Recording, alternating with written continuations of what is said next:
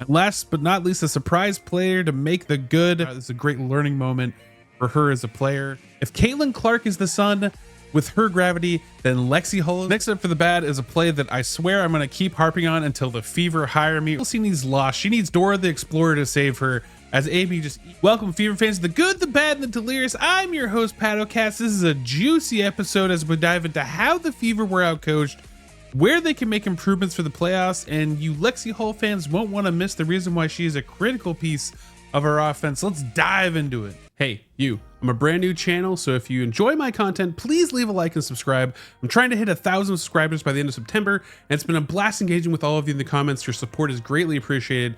Now back to it. The Lynx are built to beat the Fever.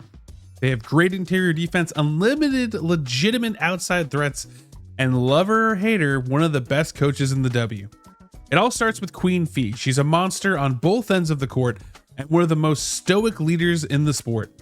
Where the Fever were flustered, Fee is making sure everyone is meeting the high bar set for them. She finished the night with 26 points, 10 rebounds, 2 assists, 4 stocks while shooting 47% from the floor. She was 9 of 10 from the free throw as the Fever were forced to foul several times in an attempt to stop easy buckets. Courtney Williams and Alana Smith cooked us with not only solid defense and offensive threats, but an elite passing game. Courtney Williams had an incredible threat with her jump shot, but this game she used that threat to hit Lynx players for easy buckets. Alana Smith is a similar culprit, but she burns the Fever in another important weak point, which is inside-out passing. She is a master of getting fed the ball and sending it across the court to whomever on the Lynx is open to rain in threes, and man, are they good at that. These two worked in tandem and punished us all night with pick and roll and these kinds of plays. Hero Reeves, lover or hater, punished the Fever in one of Christy Sides' weak points, which is on-the-fly adjustments, and admittedly, Christy Sides talked about the team not being quite capable to make those adjustments yet. Reeves came out in the third quarter emphasizing pressure on CC and locking the Fever out of the paint. Meanwhile, the Fever offense, even into the fourth quarter, kept trying to feed into a collapsing defense or settle for long twos. The Fever three-point shooters were feasting. Kelsey Mitchell and Caitlin-Clark were shooting 50% from three, and Hall was 100% from three, but got into foul trouble and wasn't trying to shoot until later in the fourth. This also comes down to prep.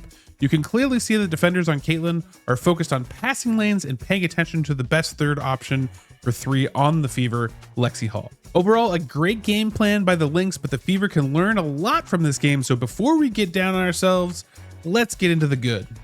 The Indiana Fever led this game for the first half, putting up an impressive 50 points against the stout Lynx defense. Unfortunately, despite stellar play from the big three and Lexi Hull, the Fever crumbled in the third quarter and were never able to fully recover. However, this game was a great learning experience for the young Fever team as they prepare for playoffs. I have an unlikely MVP for this game, as well as a player who has never been featured on the GBD yet. Let's get into it. Kicking off, my MVP for the night was Lexi Hull. Lexi Hull ended the night with 8 points, 9 rebounds, 3 assists, and 3 stocks, and shot 100% from three-point land. I was impressed with Lexi Hull, not just because of her hustle and guarding the best player on the floor, Nafisa Collier, when she was called to action, but also because I've noticed more and more how much she is unlocking our offense because of her success at the three-point line. If Caitlin-Clark is the sun with her gravity, then Lexi Hull is the moon. There are multiple moments tonight that because of Lexi Hull's threat, she opened up players to score. Here, holding the defender from help defense on Kelsey Mitchell's drive, and here, cutting to the basket, pulling the defender, and leaving Kelsey Mitchell wide open for three. She's looking more confident on the court every night, and every minute she was off the floor, the Fever were paying the price. Caitlin-Clark was again phenomenal tonight on the stat sheet. She ended with 25 points, 8 rebounds, 8 assists, and shot 50% from three. She's the most unique threat to set foot on the WNBA basketball floor and proved tonight that even if you can slow her down, you can't really stop her. Other players of note, Boston came out the gate swinging and was a big part of the Fever's success in the first half. She finished with 20 points, 5 rebounds, 2 assists, and 1 block while shooting 60% from the field. She showed off some great moves, bringing her opponents to the center of the key before drop stepping into a great spin move for 2. This showed up multiple times tonight and a great tool to see in her bag. Kelsey Mitchell had a respectable 23 points, 2 rebounds, 2 assists, shooting 50% from 3, but struggling with a lot of long twos, only shooting 38.1% on the night. And last but not least, a surprise player to make the good. She showed up a little bit last week in a highlight, and it's going to be Erica Wheeler. Listen, I normally don't feature E-Weezy, but she had some pop-off moments, an amazing finish, and a great pump fake into a clean 3. She's been part of some big momentum plays recently, so it's worth a spot on the good today. Now, of course, everyone's favorite thing, let's break down some film and look at the best plays of the night. I talk about Clark being a unique threat in the WNBA, and plays like this are exactly why. Here you can see AB feed the ball to Clark, and she's going to pump fake from the logo. Zandalsini is going to bite, drive in, beautiful vision, feeds to AB and the bucket. No other player is going to demand this much respect from the logo. Zandalsini's lost. She needs Dora the Explorer to save her, as AB just easily puts it in, and Clark has earned it. You look at this play. Just earlier, Clark pulls up, shoots from just outside the indianafever logo. She is one of the best in the game. The gravity, the way that she makes defenses play absolutely differently and get lost. Even a great defense like the Lynx, and nothing much more I can say. Now, one of the best plays of the night. This is a beautiful set play that the indianafever have clearly practiced. Here we go. Clark gonna pass to Melissa, immediately to Cam, passes to Clark. She's gonna pitch it to Cam, and then over to an open 3 for Clark that she nails in. And let's look at it again. I want you to pay attention to Clark's defender on this. In this case, Clark's defender is going to get caught in traffic onto Courtney Williams. You're gonna see that causes confusion, and then Abe's gonna set a beautiful screen. So by the end of this, Clark's defender never even has a chance. They have to fight through so many screens or go over the top and be trailing. And we know that if you're trailing Clark anyways, it's already over. Let's look at it again in fast motion.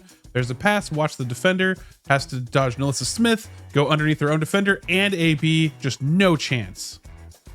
I've talked a lot about it in previous episodes, but tonight CeCe's monster didn't help, but in fact hindered the Fever's ability to make a comeback. Self-admittedly, she took some bad shots. Coaching staff, everybody knows about it. But this is the worst case of when Clark gets too wrapped up in the refs and everything that's going on.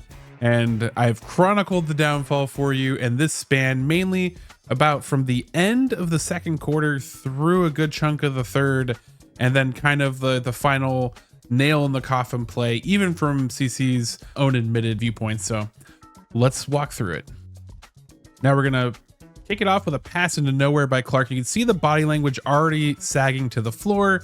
That's not so bad, but then she gets the offensive foul, and she's, you know, hyping up the crowd, getting the boo birds going within Gainbridge. And, you know, the audience was great tonight, but here's a missed pass from AB. You can see Clark already lagging behind the defense, shoulders down. Here she actually flops on a foul, doesn't get it, and then starts to lose it here, playing to the refs even further, unfortunately. And it just, again, more spirals. Here she comes in. The physical caller puts her to the floor, and she's not even getting up. She's dead. She's on the floor. Players are running around her. It's not good. Here, there's a foul gets called in their favor, and Clark is actually chasing the ref and clapping behind him all the way across the floor.